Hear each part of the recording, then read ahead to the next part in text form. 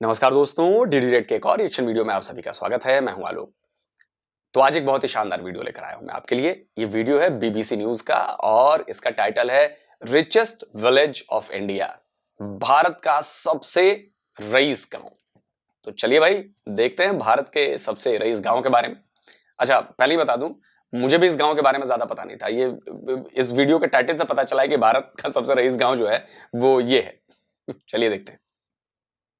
पहली नजर में माधापर एक गांव कम और शहर ज्यादा लगता है। गांव की आबादी करीब 60,000 है, लेकिन यहाँ 16 बैंक हैं। इन बैंकों में फिक्स डिपॉजिट के रूप में लोगों के 5,000 करोड़ रुपए जमा हैं। ये गांव अपने एनआरआईज के लिए मशहूर है। 60,000 की आबादी गांव में, मतलब इतनी आबादी तो मैंने कभी किसी गांव, हमारे गांव में भी नहीं होगी यार। हमारे गांव में मुश्किल से 5-7-10,000 लोग होंगे यार। इतनी ज्यादा तो नहीं है, खैर। और 16 बैंक हैं और उनमें 5,000 करोड़ से भी ज्यादा का पैसा है। गांव नहीं है यार, ये रजवाड़ा है। बहुत पैसे हैं। ब्रिटेन, कीनिया, ऑस्ट्रेलिया जैसे देशों में काम करने के बाद ये एनआरआई अपनी जिंदगी भर की जमा पूंजी के साथ इसी गांव में लौट आए हैं।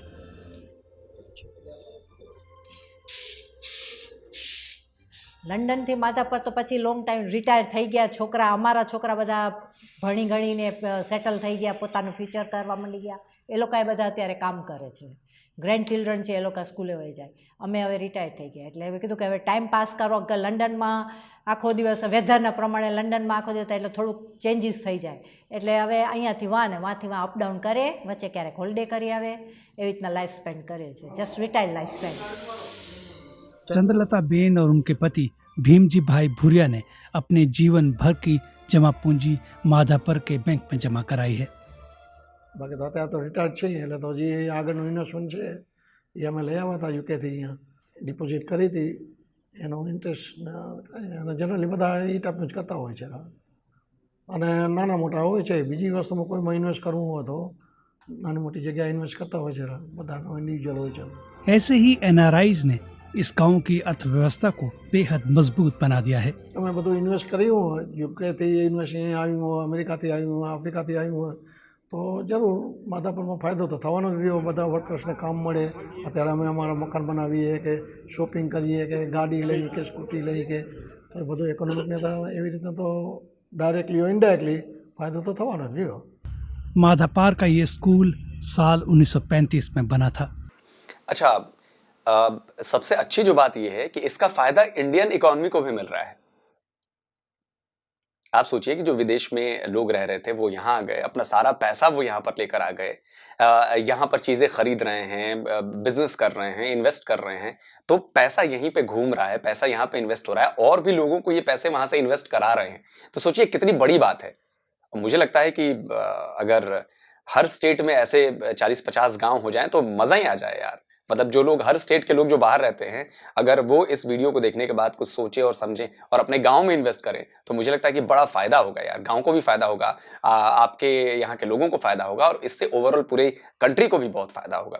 तो आप लोग इस बारे में भी सोचिएगा, क्योंकि ये हमारे लिए, ये गांव एग्जाम्पल बन सकता है, ये एक मिसाल बन सकता है और इसकी तर्ज पर हम बाकी इंडिया के दूसरे गांव में भी ऐसा कर सकते हैं। क्योंकि बाकी जगहों से भी लोग तो रह ही रहे हैं ना विदेशों में, तो वहां पे काम भी कर रहे हैं और अच्छे खासे हैं, सेटल्ड हैं, बहुत अच्छा काम कर रहे हैं। यहाँ सबसे पहले पढ़ने वाला व्यक्ति देश को आज़ादी मिलने से पहले ही विदेश चला गया था।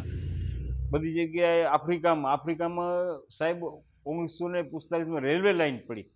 રેલવે લાઇન નાખવા માટે મજૂરો અમારા કચ્છમાંથી ગયેલા હતા। એટલે આફ્રિકાના દેશો, અમેરિકાના, ઇંગ્લેન્ડના દેશોના વિકાસમાં પણ મારું યોગદાન છે અને સંઘર્ષ કરીને ત્યાં લોકો રહ્યા છે। સાથે સાથે વિદેશથી પુષ્કળ પૈસા, પોતાના ગામ પ્રત્યેની લાગણી, ભલે આજે ચોથી પેઢી થઈ ગઈ પણ ગામમાં કાંઈ પણ પ્રસંગ હોય તો દાન પુણ્ય આપે, સેવાની પ્રવૃત્તિ માટે આપે। સાહેબ થાપણો વિદેશમાં રાખવાને બદલે માધાપરમાં રાખે। माधापार में कई तरह की सुविधाएं हैं, लेकिन ये गांव गुजरात की अगली सरकार से क्या चाहता है?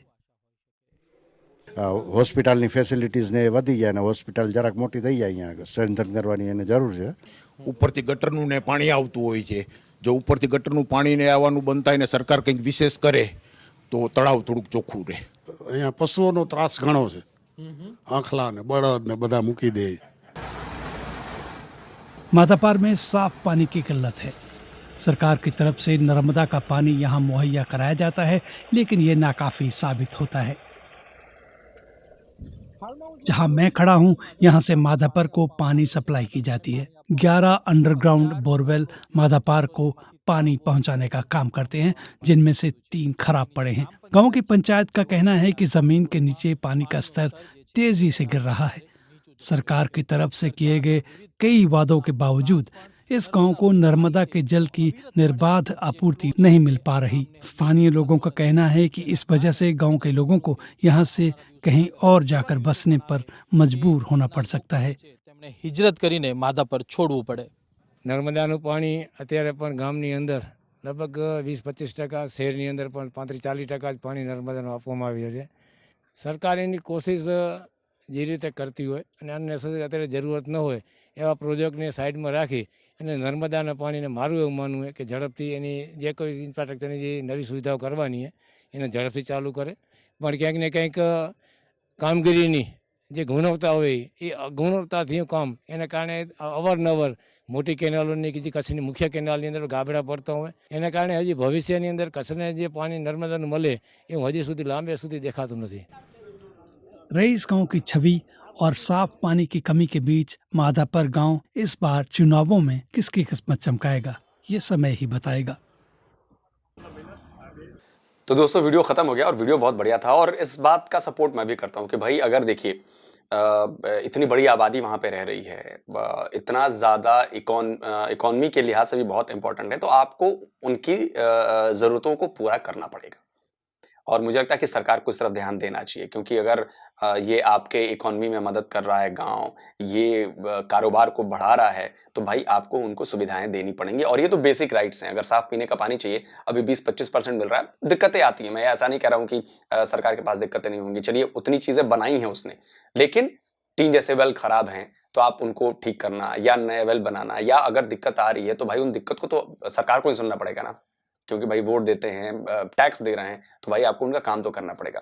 ओवरऑल बहुत ही अच्छा वीडियो था, और मुझे भी जानकारी मिली कि भाई गुजरात का एक गांव ऐसा है जो इंडिया का सबसे रिचेस्ट गांव है। मतलब मुझे देखकर हैरानी हुई यार, 16 बैंक, मतलब मुझे लगता है कि इंडिया के कई शहरों में 16 बैंक नहीं होंगे और एक गांव में है वहां पे। खैर मैं भी उसको एक गांव नहीं कहूंगा भाई, 60,000 की आबादी है और इतनी सारी सुविधाएं, बिल्कुल शहर ही कहूंगा मैं उसे भी।